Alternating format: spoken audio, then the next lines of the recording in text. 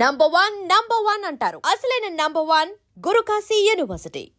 Sir ఎక్కడి నుండి start చేయాలి మీ గురించి? అంటే 50+ ఫిలిమ్స్ గురించి చెప్పాలా, 70+ సీరియల్స్ గురించి చెప్పాలా, అండ్ అందరికన్నా ఫిట్నెస్లో ఇంత స్ట్రాంగ్గా అసలు ప్రతి ఒక్కరికి యంగ్స్టర్స్ దగ్గర నుంచి ప్రతి ఒక్కరికి అరే మీరేంట్రా చేసేది ఇది కదరా కట్అవుట్ అని అంటున్నారని నేను అనాలా? అండ్ స్రవంతి నుంచి స్టార్ట్అప్ చేయాలా, అండ్ అలానే పవర్ లిఫ్టింగ్లో గోల్డ్ మెడల్ అని చెప్పాలా? సరే ఎక్కడి నుండి నేను స్టార్ట్ చేయాలి మీ గురించి? ఇన్ఫర్మేషన్ బాగానే గ్యాదర్ చేశారు. ఓ మై గాడ్, అసలు ఎన్ని 2 నంది అవార్డ్స్ కదా సార్, నెంబర్ ఆఫ్ ఆల్మోస్ట్ 40-50కి నియర్ బై ఉన్నటువంటి ఎన్నో గెలుచుకున్నటువంటి అవార్డ్స్. సార్ ఎందుకు మాకు సోషల్ మీడియాలో మీరు లేరు? అసలు మీతో ఫస్ట్ కూడా ఇది ఆడాలి మేమంతా. ఫోనే తక్కువ వాడకం అంటే ఇంకా సోషల్ మీడియా నేను ఎక్కడ వస్తానండి? నేను ఇంత హెల్త్ని కాపాడుకుంటే ఎలా సార్ ఫోన్ పక్కకు పెట్టి?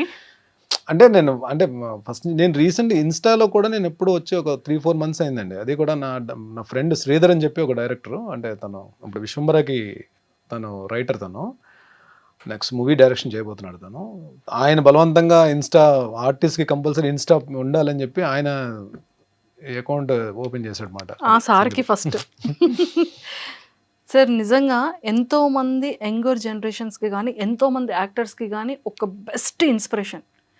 మెయిన్ లీడ్గా ఎలా చేయొచ్చు, విలన్గా ఎలా చేయొచ్చు, ఎక్సలెంట్ ఆర్టిస్ట్గా ఎలా చేయొచ్చు అనేది బెస్ట్ ఎగ్జాంపుల్ సార్.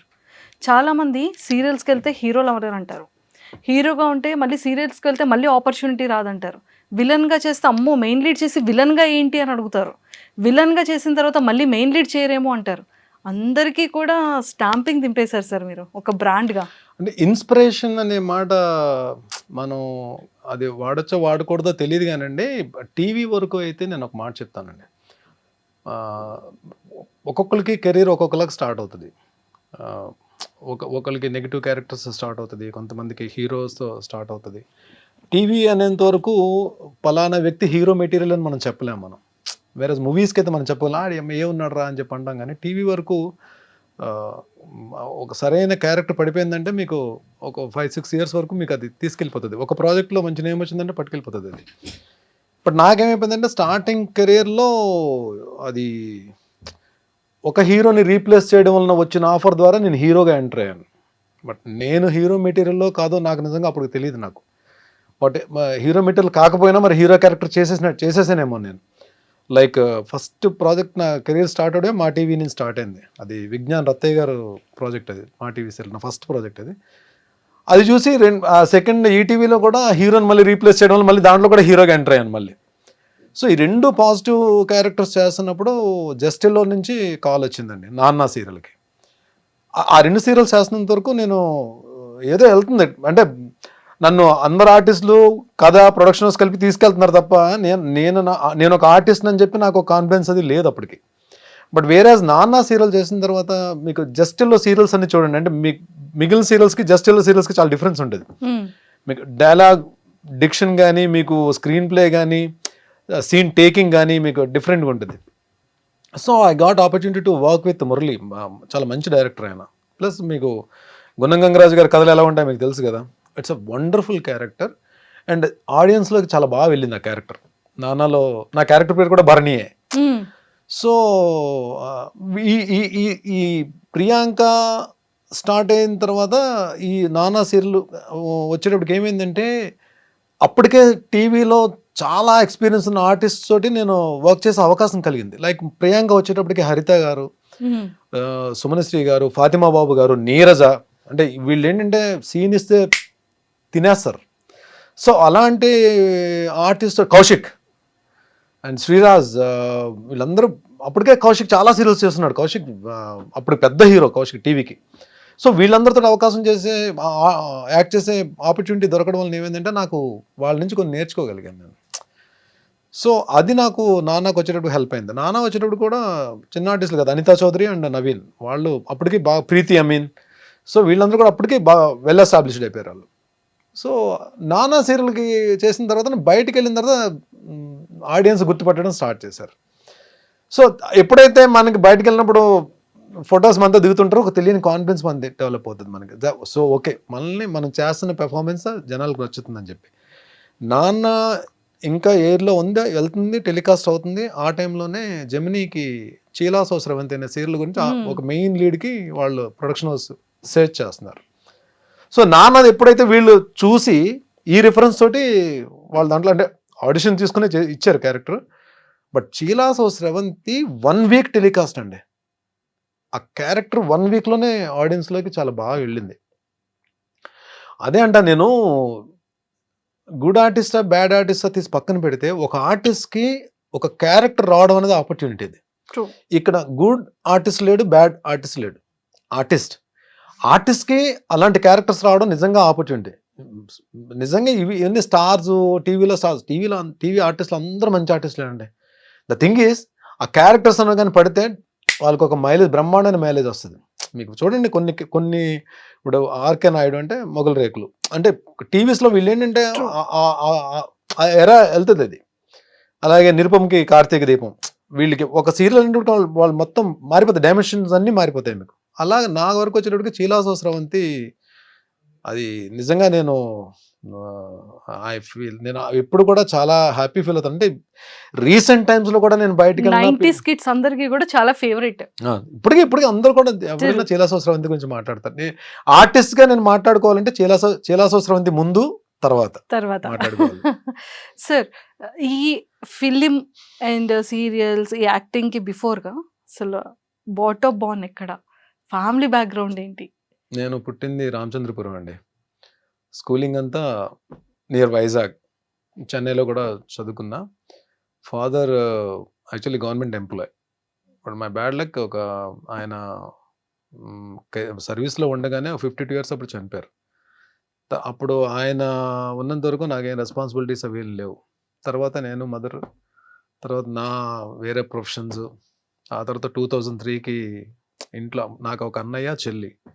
సో డెఫినెట్గా ఇండస్ట్రీ కంటే ఎవరు ఒప్పుకోరు కదా.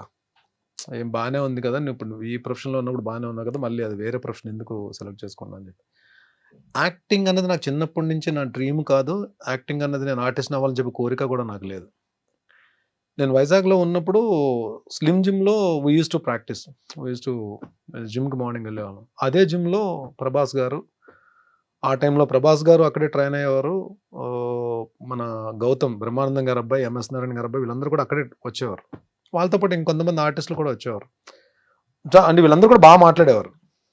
సో ఒక డిస్కషన్ జరుగుతున్నప్పుడు నేను అప్పుడు నేను 100 అబోవ్ ఉండేవాడిని, వెయిట్ 110 kgs ఉండేవాడిని పవర్ లిఫ్టింగ్ కొట్టిన తర్వాత. సో డిస్కషన్లో ఎవరో ఇలా పిచ్చాపాటి మాట్లాడుకుంటే ఎవరో సరదా అన్నారు, భరణి కూడా ఇండస్ట్రీకి వస్తే బాగుంటుంది కదా అని చెప్పంటే, యువతలు ఇంకో అబ్బాయి ఎవరో, అప్పుడు నేమ్ రివీల్ చేయడం అనవసరం, అది తను ఏమన్నాడంటే, భరణి ఇండస్ట్రీకి వచ్చిన విలన్ పక్కన కర్ర పట్టుకుని నిలబడి ఎస్ బాస్ అనే క్యారెక్టర్స్ తప్ప ఏమి రావు అని. తను ఏదో నన్ను కించపరచాలని ఏమో అనలేదు, తను ఫ్లోలో వచ్చేసింది అది అనేసాడు. బట్ అది ఎక్కడో నేను నా పనులు నేను చేసుకున్నా సరే, అది ఎక్కడో నాకు మైండ్లో కొంచెం ఇలా అనేసి ఏంటారు బాబు, అసలు యాక్టింగ్ ఏంటి, అసలు చూద్దామా, ఇండస్ట్రీకి వెళ్దామా. కొంతమంది ఏమో ఎంకరేజ్ చేశారు, కొంతమంది డిస్కరేజ్ చేశారు. సో నేనేదో నార్మల్గా ఈ ఫోటోషూట్కి వెళ్ళి ఫొటోస్ పట్టుకుని హైదరాబాద్ వచ్చాను. ఎవరికి చెప్పను, ఇంట్లో అమ్మకు కూడా చెప్పలా. హైదరాబాద్ వచ్చి ఎక్కడ మన ఈ అమీర్పేట దగ్గర ఏదో స్టూడియో ఉంటే, డబ్బింగ్ స్టూడియోలో ఉంటే ఫొటోస్ ఇచ్చేసి వెళ్ళిపోయాను. అప్పుడు ఆ టైంలో మా టీవీ సత్య సీరియల్కి హర్షవర్ధన్, మన అమృతం హర్షవర్ధన్ హీరోగా అన్నాడు. సో తనకేదో మరి వేరే స్క్రిప్ట్ ఏదో రాయడమో లేదా తను ఏదో బిజీగా ఉండడం వలన ఆ ప్రాజెక్ట్ నుంచి బయటకు వెళ్తున్నప్పుడు అది సేమ్ ఆ హీరో రీప్లేస్మెంట్ గురించి లక్కీగా నేను ఫొటోస్ ఇవ్వడం వల్ల నాకు కాల్ వచ్చింది. అలాగే నా ఇంట్రో జరిగింది. ఇంకా అక్కడి నుంచి 2003 నుంచి 2020 వరకు అసలు అంటే సీరియల్స్లో అయితే గ్యాప్ లేకుండానే వర్క్ చేశానండి. అంటే కలామ తల్లి బ్లెస్సింగ్స్, మరి ఏమో ఐ డోంట్ నో, ఎక్కడ గ్యాప్ అయితే తీసుకోలేదు. నెంబర్ ఆఫ్ సీరియల్స్ అన్ని ఆల్మోస్ట్ ఆల్ ప్రొడక్షన్ హౌసెస్లో చేశాను. రాఘవేంద్ర గారి కంపెనీలో చేశాను, దాసరి గారి కంపెనీలో చేశాను, ఆర్కా మీడియాలో చేశాను, అన్నపూర్ణలో చేశాను. అన్ని ప్రొడక్షన్ హౌస్లో నేను ఈటీవీ ఇన్ హౌస్ చేశాను, ఈటీవీ జస్టెల్లో చేశాను. సో ఆల్మోస్ట్ అన్ని ప్రొడక్షన్ హౌసెస్లో చేశాను. అలాగే లక్ ఏంటంటే దాసరి గారితో ఆయన డైరెక్షన్లో వర్క్ చేసే అవకాశం దొరికింది. మైథలాజికల్ ఏమో రాఘవేంద్ర గారి డైరెక్షన్లో వర్క్ చేసే అవకాశం దొరికింది. సూపర్. అలాగే ఇప్పుడు మూవీస్లో బోయపాటి గారు, హరీష్ శంకర్ గారు, బాబీ గారు, రీసెంట్ ఆల్మోస్ట్ అందరు చేయని డైరెక్టర్స్ డైరెక్టర్ లేరు, చేయని యాక్టర్ లేరు, ఒక్క నాగార్జున గారు తప్ప. నాగార్జున గారితో చేసే అవకాశం రాలేదు. ముందు ముందు రోజుల్లో అది కూడా రావచ్చేమో. వచ్చేసేమో. ఎవరు చెప్పారు? చూస్తాం మేము కూడా. Yeah. Super. And sir 5 years ఎందుకు గ్యాప్ తీసుకున్నారు అనేది పక్కకు పెడితే, ఈ 22 years మీ సక్సెస్ఫుల్ జర్నీలో ఆల్మోస్ట్ 45,000+ ఎపిసోడ్స్, అంటే 70+ సీరియల్స్. అలా అంటే ఎవరైనా 70+ సీరియల్స్ అంటే అన్ని మనం మెయిన్ లీడ్ చేయలేదులేండి. అంటే Sir, main చిన్న చిన్న lead characters, important characters, cameo role అన్ని చేశాను. క్యారెక్టర్ ఆర్టిస్ట్ గా, negative roles. But main lead, main villain, anti hero, heroes గా చేసినవి ఆల్మోస్ట్ ఒక 35 to 40 ఉంటాయి. మిగిలినవన్నీ కూడా క్యారెక్టర్ ఆర్టిస్ట్ గా చేశాను. ఈవెన్ ఫాదర్ క్యారెక్టర్స్ చేశాను. లాస్ట్కి వచ్చేటప్పటికి మీకు ఏది ప్రేమ్ నగర్ అన్నపూర్ణ స్టూడియోస్, అది ఫాదర్ క్యారెక్టర్ కానీ మెయిన్ లీడ్ అది. తర్వాత Amma Kosam Gemini main lead, Kathalo Rajakumari main lead, Punnaga main lead. అంటే ఎండ్లో కూడా చేసినవి అంటే మెచ్యూరిటీ ఉన్న క్యారెక్టర్సే కానీ బట్ మెయిన్ లీడ్ క్యారెక్టర్సే చేశాను నేను. సూపర్.